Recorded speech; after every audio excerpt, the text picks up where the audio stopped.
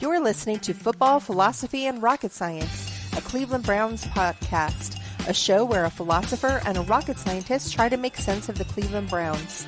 The Football, Philosophy, and Rocket Science podcast is a part of the Fanatical Elves Podcast Network, a part of the Fans First Sports Network. Here are your hosts, Elliot Kennel and Joel Cade. Hi, and welcome to Football, Philosophy, and Rocket Science. He is the left guard, Dr. Joel Cade, philosophy professor at the Left Guard. I'm the Village Elliot at TH Village Elliot. Together, we hope to offer unique perspectives on the hardest game in the universe, NFL football, and the strangest team to ever attempt to play it, the Cleveland Browns. We do not claim to be the best analysts in the land, nor do we claim to follow the best team in football, but we are absolutely unique. And today we have some interesting topics, but I'm just really happy, Joel. I really am celebrating a change in attitude that we have not seen in the Cleveland Browns for years and years. Really? It comes with actually some bad news attached to it, but it's good and bad. The good news is that I was absolutely thrilled to learn that two of the Browns players, namely Perrion Winfrey and then also Greg Newsome II, were so enthused about the first day of mandatory minicamp that they were actually up at 3:30 a.m. working out and getting ready for minicamp. Can you imagine that? They were up at 3:30 a.m. And the unfortunate thing is that at that time they were robbed by masked men and their cars were stolen, but they were up at 3:30 a.m. I'm just thrilled that they were up so early and getting ready for minicamp. I can't believe it. That's such a heartwarming story. They're up ready to go for minicamp. It reminds me of that story. I mean, if you watch the Cleveland 95 documentary on NFL Network, where Bill Belichick would drive a car to work and park the car there to make everyone think he was there, so that all the coaches would stay late waiting for him to leave first, and he would leave by a different car.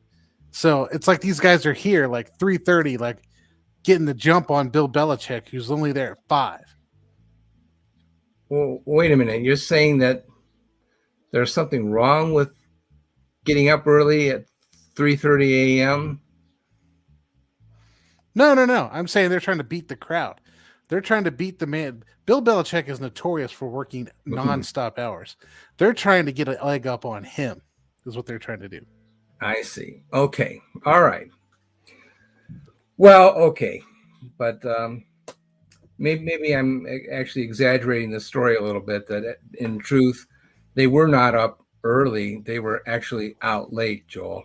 And that's depressing. I can't dress it up in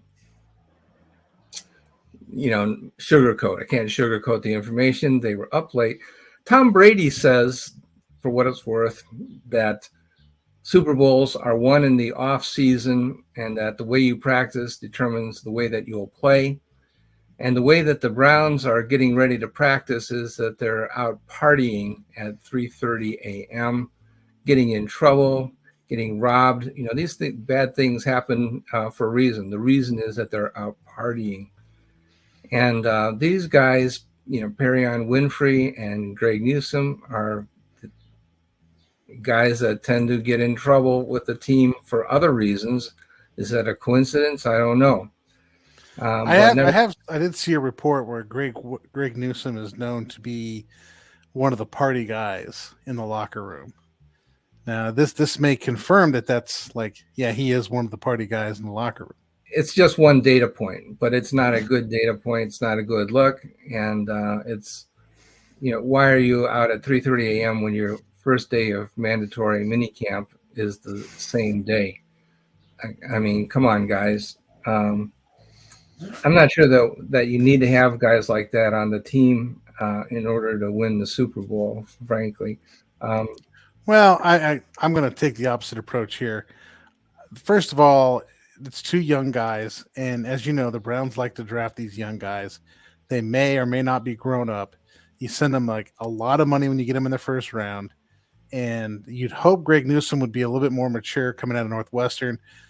I could also give the whole, it's like the off season, and they're just kind of out doing their thing. you'd hope that this doesn't become something like, let's put on a mask and fly to Las Vegas the night before a game. But as long as you can control some of this stuff and it doesn't affect your performance on the field, I'm not too worried about it. When it starts to affect your performance on the field, then I'm going to start to be a little bit more, hey, we need to figure out something. Well, I think Demetric Felton also had a problem with a car being stolen. I don't know that he did anything wrong in that particular instance, but he's also a guy that's on the bubble.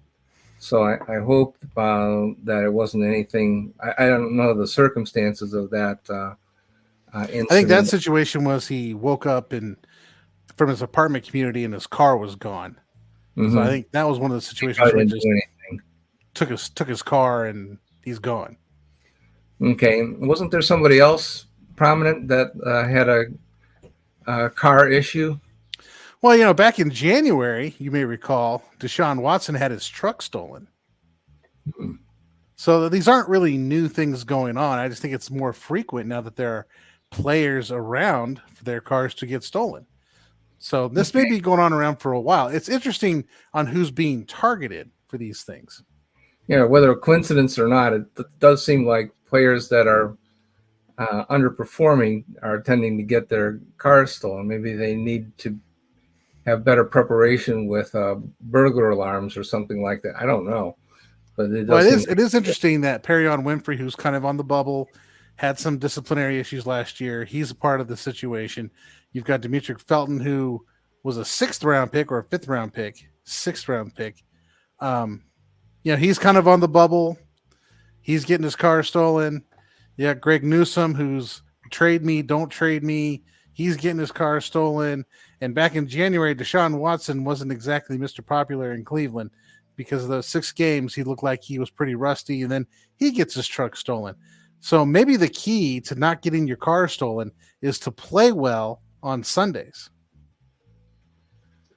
There might be some karma associated with that. Let me just check and see when Perion Winfrey was drafted. I think he was actually higher than that. He was drafted in round. No, I'm talking Felton. I think Felton was a 6. Yeah. Okay. Yeah. Winfrey was drafted in round 4, so he was actually a fairly high round draft pick. The Browns have a lot invested in him. Mm-hmm. So but Felton was a 6. Yeah, but you got to have guys like that have to succeed. You can't just throw around draft picks and blow those picks basically. So I think Perion Winfrey was drafted for a different defensive system. So I'm interested to see how well he can transition to a new defensive system. Mm-hmm. But we'll find out in minicamp. He needs to stay on the team, walk the straight and narrow, get things turned around. So yeah, I'm concerned about him. Well, we're heading into minicamp, Elliot, and Perion Winfrey is going to get his chance to shine, not shine, have his jersey worn by his head coach, or not his head coach, but his defensive coordinator or not. That ain't happening. Mandatory minicamp. Big news out of Berea and the mandatory minicamp is that Deshaun Watson apparently lit up the defense on 7-on-7 drills. He went out there. He was decisive. He threw the ball on time. He threw the ball accurately. He throws. You'll appreciate this. He throws rockets. He throws rockets for balls out there. Apparently, he's beating the defense in red zones. Throws it low in the front of the end zone, high in the back of the end zone. Every kind of ball you want out there, he's out there having a day during 7-on-7. So how important do you think it is, Elliot, that Deshaun Watson come out and have a good minicamp, given the last 6 games we saw him play? I thought that he was uptrending in the 6 games that he did play. I think he was maybe more rusty than I thought he'd be because he was at least practicing while he was suspended. So it's not like he was completely out of football, but I was disappointed by how he played when he came back. I don't know that he needs to have a great mini camp or a great preseason. It's probably important that he doesn't have a terrible preseason. So I'm not a huge Deshaun Watson supporter, but on the other hand, I don't believe that he needs to be a top 5 quarterback in order for the Browns to succeed either. I think given that it's his first full season with the Browns and that, in my opinion, the level of receiving talent is actually not that high on the team. I think if he's top 15, that's pretty good. So I don't know. I think Deshaun Watson having a good mini camp yesterday kind of put some of the anxiety, the angst to rest. Like, okay, this really isn't the guy who's out there falling apart, throwing the ball fast in the middle of a big like tundra weather out there. 7-on-7 drills are supposed to be exciting. They're very offensive oriented because there's no pass rush, so there's no pressure. He's sitting back in the pocket, pressureless. And the defensive players can't really play a lot of hitting, like a lot of press man coming off the ball. So receivers get to just like run wild. And corners get to learn and practice how to read routes, how to read route combinations, practice what their kind of rules are. If this guy does this, then you do this. But in the 7-on-7 scenario, your quarterback should be ripping the defense apart. That should be what's happening. So I think the fact that that is what's happening is going to be a very good sign for the Browns, because I'm not sure we've had 7-on-7 drills where the quarterback basically rips apart the defense like it should be, like the quarterback should be. So I think that's good news for Watson in that respect. One of the receivers making news out of minicamp is Donovan Peoples-Jones. Apparently he was all over the field making catches, looking like he had a good day. So, Elliot, I guess I want to ask you on this. How important is it for DPJ to have a good minicamp? Well, I think the Browns receivers are probably better than the cornerbacks. I'm much more concerned about the cornerbacks than the wide receivers. I think that I've been a Donovan Peoples-Jones supporter from the get-go, and I really don't think that he's been appreciated by the media and especially by the fans as much as he should have been. And I think part of it is because he came from Michigan, and we want to be big Ohio State fans and not like the guy from Michigan. But that's really not reasonable. This is professional football, and we have to put aside their college affiliation, and the Browns can't afford to be that choosy and say, well, we're only going to root for players whose college we like, because you have to recruit from everywhere. And so Elliot, I'm a big Notre Dame guy, right? Yeah. Notre Dame has rivals all over the place. Stanford, USC, Michigan State, Michigan, like they just got a whole bunch of rivals, okay? Yeah. I don't really care. I mean, if I want to play that game, I'm not going to root for rivals in college. I don't think I'd have many people to root for in the NFL, because there's a lot of players from USC, Stanford, Michigan State, Michigan, Purdue, all these schools that like Navy that Notre Dame plays that are the rivals. I just think once you get in the NFL, you're an NFL football player. I don't know. It would be disappointed if there were really fans out there not liking people because they're from the college they're from. I personally don't like players because one, I think they might be jerks, or two, they can't play football. That's my issue. Why is this guy here? He can't play football. I don't care what school he went to. I just want to know if he can play football.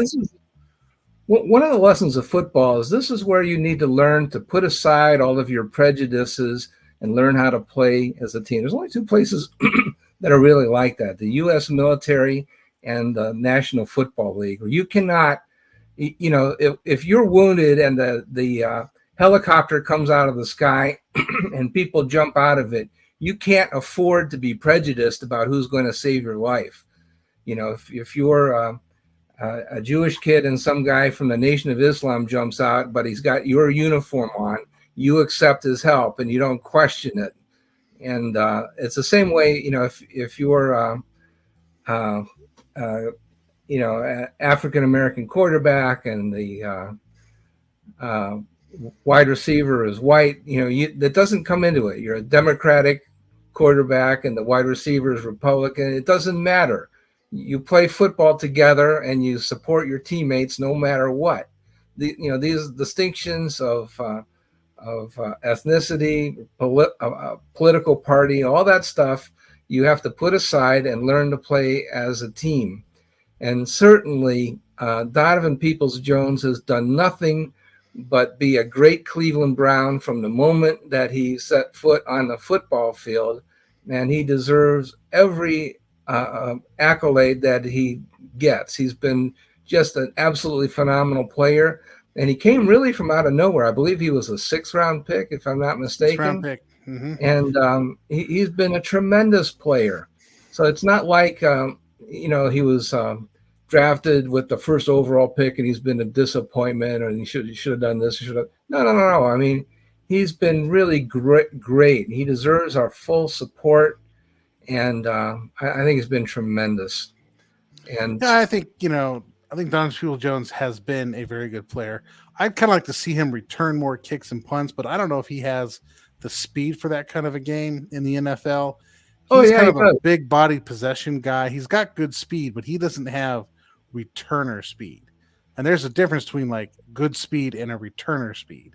But go ahead. Well, he's not a 4.3 guy, but he is a 4.4 guy. He's plenty fast enough. I don't know that he would become an all-pro returner. And remember, we've been spoiled all these years with Josh Cribbs as our guy, and Travis Benjamin, guys like that. But he's good enough. And now we have Jakeem Grant as our guy, and he is that quick, that fast, and hopefully we don't need to use Peoples-Jones in that role. Right. So let me ask you one more question. Yeah, Donovan Peoples-Jones comes out and has a great camp. Do you think he's sending a message to the front office? You think he's out there saying, "Look at me, I can play football. We don't need that other guy, that other wide receiver he's talking about. Look at me, I can play football." No, I don't think that's really enters it into it at all. If they wind up with 5 all-pro wide receivers on the same team, I don't think that's a problem.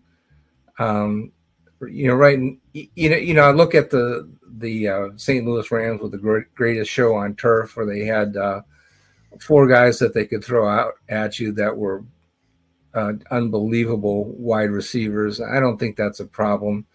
If the Browns are able to sign DeAndre Hopkins, I think it'll be a great asset for the team. And I don't think that necessarily they want to play everybody 100% of the snaps in a 18-game season anyway. So I don't feel that that's an issue.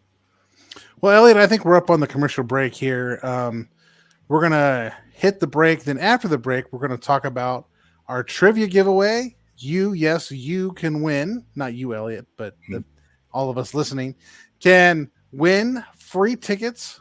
That's correct. Free tickets. They actually are giving away tickets to the Ravens at Browns game in Cleveland that you can go to. You can win. They're real tickets. I've been assured they are real tickets, and I believe them. So that's coming up after the break. All right, hang on, everybody. You're listening to Football, Philosophy, and Rocket Science, a part of the NFL Fanatical Elves NFL, part of the Fanatical Elves Sports Network. All right, hang on.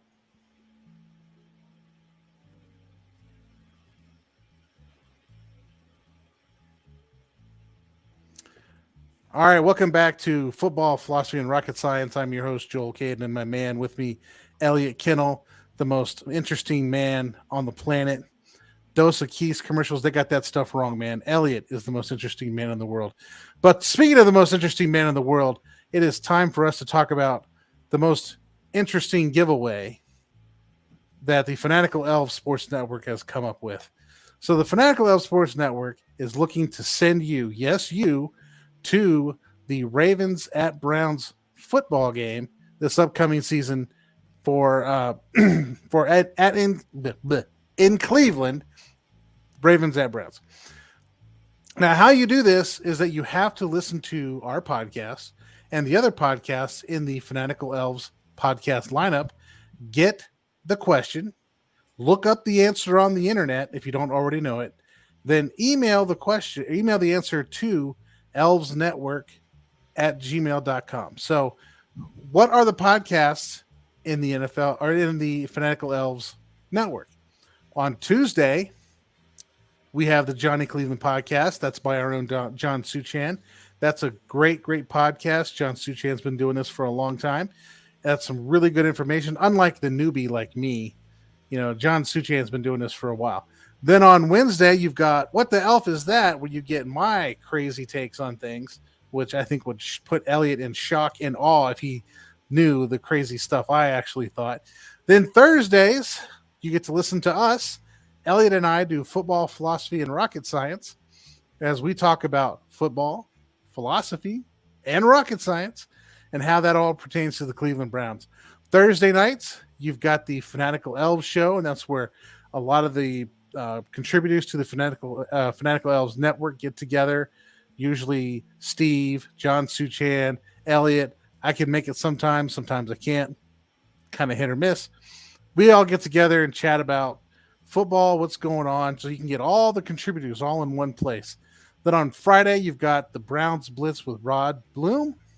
They've recently done their 200th episode. I think they got 201 coming out soon, or maybe on 202. I could be behind. They've done this for a long time. They've got some great stuff. So you listen to all those shows. Each show has a different trivia question, which you can email to the same email address, the Elves Network, ELFZ Network @gmail.com. So what's the trivia question for today? Today's trivia question: what Browns cornerback, defensive back, is known as the top dog? What Browns cornerback is known as the top dog? If you think you know this, and I think you do, if you're a good Browns fan, I think you do. If not, look it up and you'll be surprised and you'll say, oh, I knew that. Why did I have to look that up? And then you email that to Elves Network, ELFZ Network @gmail.com. All right, look, answer the question, email it in, get your entry. If you do the entries for every show, that's 5 entries a week. For 2 weeks, that's 10 entries. You could be the one winning the tickets. Let's do this. Get the tickets. And if you get the tickets and I go, I'll hang out with you while we're there. Of course, that could be a deterrent. You don't want to talk to me. You probably listen to my other podcasts and know what I think. So I'll not hang out with you if you don't want to. We can make that happen. Or you can meet Elliot. Elliot's the one you want to meet. Elliot's the most interesting man in the world. So he can tell you all kinds of stories. All right, back to set you up with an NFL cheerleader. Yeah, I hook you up with the cheerleader. There you go. So the other thing that's in the news now is this DeAndre Hopkins watch. So yesterday, if you listen to any of the press conferences, and you should listen to these daily press conferences. They're actually pretty good. Every reporter pretty much asked every single person at the podium about DeAndre Hopkins. It was actually kind of like they're trying to generate a story as opposed to letting the story happen. But thus is the Cleveland media, and it's the media in general, right? You have a storyline, you have a narrative, you got to find the quotes that fit your storyline so you can write your article. I get it. It's how the business works. But DeAndre Hopkins, he hasn't signed with anybody. Reports are out that he's not going to sign with anybody soon. I don't know what's going on. He's got a new agent. Apparently he decided Lamar Jackson's agent is not somebody he wanted. So he got himself an actual agent. And then all of a sudden, all the rumors start grinding to a halt. So, Elliot, what's your take on this DeAndre Hopkins stuff? Well, yeah, I still think that there's a reasonable chance that DeAndre Hopkins could sign with the Cleveland Browns. I don't, there's a lot of national media speculation that that he might wind up with the New England Patriots, and the reason is why, because Bill O'Brien says that he's open to having DeAndre Hopkins sign with the Patriots, his former coach. So everything's forgiven. That's great, but the problem was, that it wasn't that Bill O'Brien didn't like Hopkins. The problem was Hopkins didn't like Bill O'Brien, and that probably hasn't changed. If you go back and read the articles from when Hopkins left Houston, there was bad blood there, and it was because O'Brien started off by comparing Hopkins to Aaron Hernandez, the tight end for New England, who was a convicted murderer. I mean, that's not a really good comparison, is it?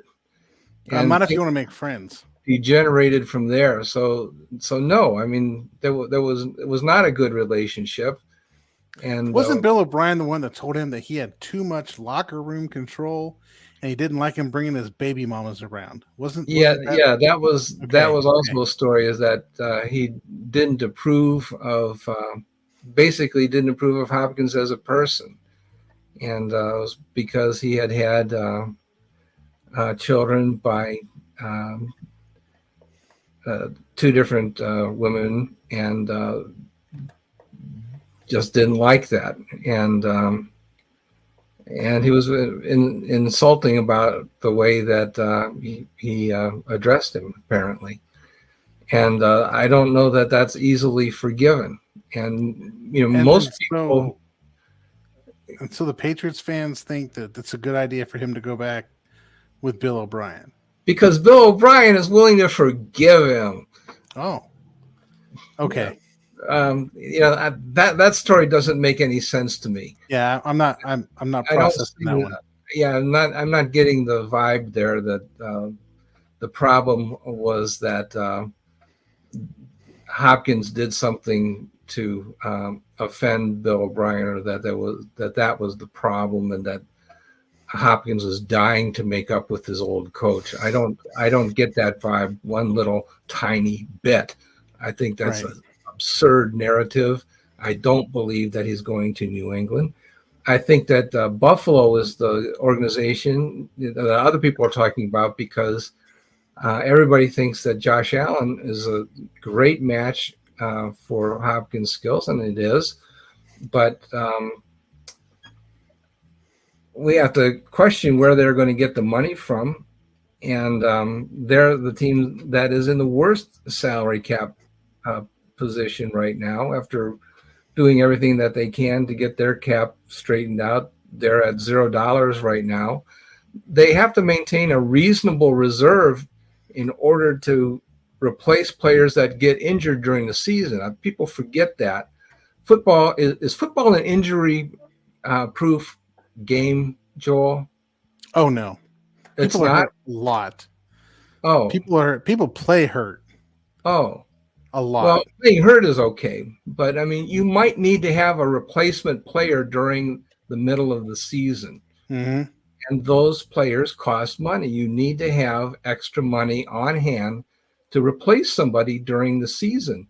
So you need to have like $5-10 million extra money just to make it through the season. There's always some last minute replacement that you need to pay for, make a trade or something. And right now, the Bills don't have that salary cap money. So, maybe there is somebody that they can restructure to generate that kind of salary cap room. I don't know who it is, but I don't think that they're in a good position to sign Hopkins. And I don't know that Josh Allen is a better match for DeAndre Hopkins than our guy. Is Deshaun Watson really that much of a step down than Josh Allen, particularly given that Josh Allen did not have that great of a year last season? Right. So I think DeAndre Hopkins is just going to wait the market out. Players take this strategy a lot, where they're not getting the money they want now in June, so they wait for minicamp to end and for a team to realize we need a wide receiver because the people we thought we had, we don't really have. Yeah, that's very possible. Like when somebody goes on IR and they say, "Whoa, we need to have a receiver. Let's go manufacture some room." Now, there are teams that have cap space available. Mainly the rebuilding teams have that kind of cap space available. That may not be a good match to what he wants to do, though. Right. And I think, the agent may be telling him that, I think the Cleveland Browns actually have a better team than people think. And look at the players that you'll be playing with, and look at who they've got, who they've signed defensively, where their main problems were last season. And there are some legitimate stars on offense. There's Amari Cooper, there's Nick Chubb, there's all these offensive linemen that go to the Pro Bowl every year. This is not a bad team. The fans, I think, are down on the Cleveland Browns, but if you step back and look at who is actually on the team, it's a very powerful roster. And so I think it does make sense that the Browns will be one of the best matches if he wants to sign right now. So I don't think he wants to sign right now. I think he wants to wait until training camp. Somebody gets hurt. Somebody gets desperate. He wants that desperate dollars contract, right? He wants that team to get desperate. Oh my gosh, we have to have somebody, and let's throw whatever money we have left at him and go for it. That's what I think he's waiting for. I think that's a good strategy. Yeah, the other thing that you have to think about when you're in this position is, do you really want to play a 17-game season? Is that really what you want to do when you're a 30-year-old veteran? Maybe you don't actually need to have summer camp. Here's your option. You can be like J.C. Tretter. Let's not even have summer camp. Let's just wait until October and then start the season without summer camp. Learn a few routes and stuff. Work your way into the lineup gradually, and then be ready for the Super Bowl. Do like OBJ did with the Rams. He'd be a big hero and play in a Super Bowl. There's a certain merit to that. But in any case, if and when it happens, I think it could happen with the Browns. May not happen immediately. There's no hurry, as you say. But I think the Browns remain one of the primary places where that could very well happen. And I agree with you. I just wonder if his motivation is either A, winning, or B, getting as much money as you possibly can, no matter where you're playing. And I think B was the option for Odell Beckham Jr. And as soon as B happened, as soon as he got a ridiculous amount of money, more than OBJ really deserved to be getting on the open market, right? Once they got that ridiculous amount of money, DeAndre Hopkins was like, look, I'm better than OBJ. And I think he can make a strong case that he's better than OBJ. Why can't I get that much money? And he's not getting that money. So I think he's going to wait a team out and make them pay his money. He can get that money right now if he wants it. I have no doubt. He can. Oh, yeah, no. Because he'll get a multi-year deal. OBJ's contract is only for one season. But he's still got $15 million guaranteed in one season. I think that's what Hopkins wants, is that show me the money, $15 million in one season. No. He's not going to get a deal like that. That would not be a good deal for him. He would want to have a 3-year deal with some more substantial guarantees, and I think that he will get that. I think he'll probably get let's say a $45 million contract and maybe 50% guaranteed. I think we're going to agree to disagree on this one. I think he's going to take the money grab and then go back out and hit the free agent market back when he can actually hit it when it opens, as opposed to being a late cut and everyone spent their money and then they can't afford him. That's what I think he's going to do. If I was him, that's what I'd be doing. Like, I can have room for one more big contract, and I want to get that contract before my time's up. And I'll take a 1-year deal, guarantee me a bunch of money for 1 year. Then I'm going to go hit the market when the market opens, as opposed to, 3:00 in the afternoon and the market closes at 4:30. Well, I think he can get $15 million for one season if he wants it. I think he could get that deal. That would be no problem. So, Browns. All right, Elliot, speaking of transactions, the Browns had a few transactions. Well, they did, and these are salary cap related, and we talked about that last week.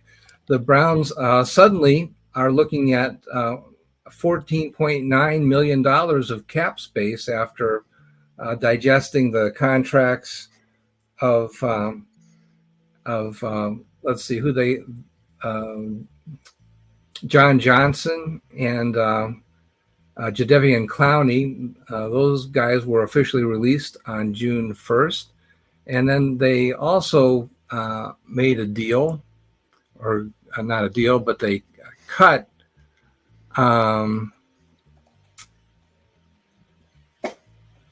let's see, who did they cut? They cut Joe Haig, the swing tackle, who had a pretty big contract, and they signed wide receiver Rashawn Henry and tackle Hunter Thedford, and those guys are at the NFL minimum, I believe.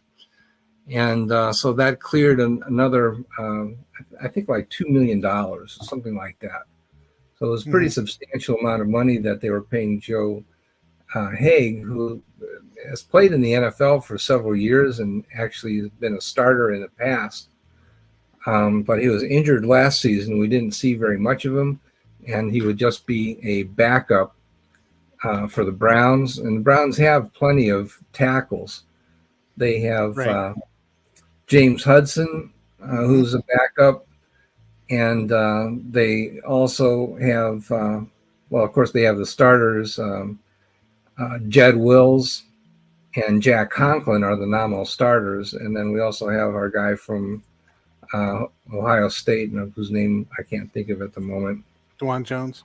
Yeah, DeJuan Jones. Thank you very much. And so they really don't need to have an additional tackle, given that you really only have two deep on the roster, typically on the offensive line. So it makes sense to cash out. And so, they have cap space.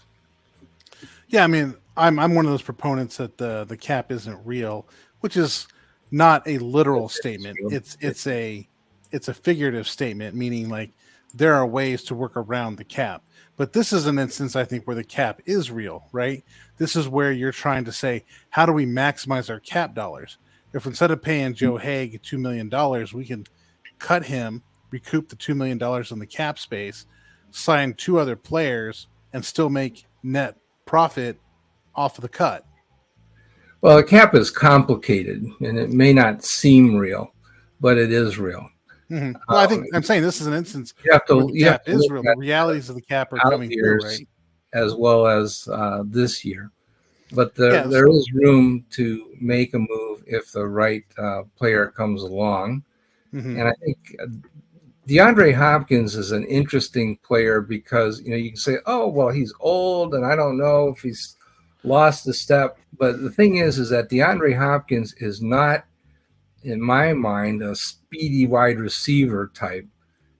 He's like close to a 4.6 guy. And the reason why he's good is because he can make the contested catch. And he doesn't need to blow away the opposing cornerback. You'll outfight the cornerback for a contested ball. And that's what you really need in exactly football. That's a Cleveland Browns wide receiver, man.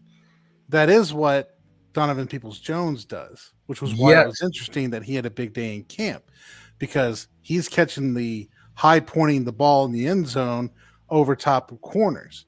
So it does make you wonder if DPJ can play at a high level. Do you need to have redundancy on the roster with however much Hopkins is going to cost you?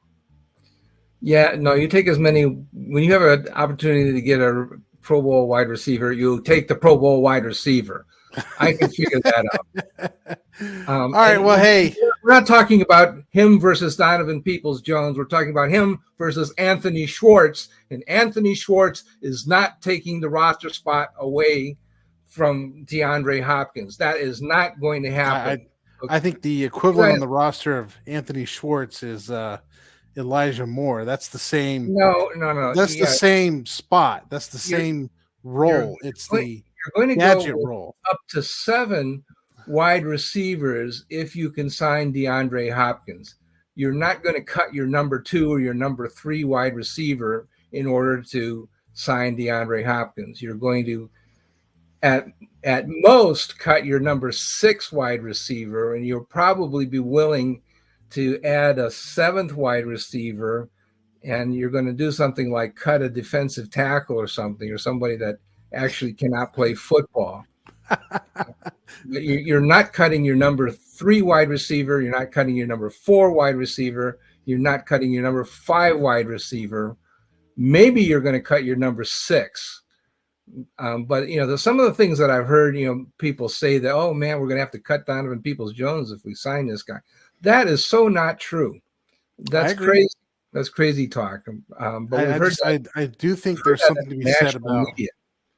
I think there's something to be said about skill sets in a wide receiver room. Okay. What skill sets are you bringing to the wide receiver room? And you have to ask yourself, you need this guy that can run routes. You need another guy that can be fast and run over the top of the defense. That guy doesn't have to run routes. They have to just run fast past the defense. You need a guy that's a gadget player that can play inside, outside, play running back, go out for swing passes. You have to have a possession guy, a guy that can high point a ball, take a ball from the corners. You have to have at least those 4, at minimum those 4. There are others that you need to have, but at minimum those 4. So if you start to think about what kind of skill sets you have, that's where the comparison between DeAndre Hopkins and Donovan Peoples-Jones comes in, because they have similar skill sets. Well, I would say that, if you get guys that have similar abilities and whatnot, you still establish a rotation. You get guys in to, take them out of the lineup, get them to sit out a few plays, catch their breath, and send them back in. You send guys out on the go route in order to make the opposing cornerback tired out and wear them out. But Elliot is a connoisseur of the cap. Do you want to pay $15 million to a guy who's going to be a rotational player? I don't think he's going to cost $15 million, and he sure isn't going to cost $15 million in year 1. He's going to cost about 4. Okay. Well, Elliot, that wraps us up for the day. It's been good chatting with you. Guys, you're listening to Football, Philosophy, and Rocket Science. Tune in tomorrow for the Fanatical Elves podcast. We'll be featuring Elliot, probably me, John Suchan, Steve. We'll probably talk about more DeAndre Hopkins. So if you're into this, tune in tomorrow. Yeah, everybody will disagree with me, but I'm right. Okay. Thank you for listening to Football, Philosophy, and Rocket Science, a Cleveland Browns podcast. Please like, subscribe, and tell all your friends to give a listen. You can follow Joel on Twitter at The Left Guard and Elliot at The Village Elliot.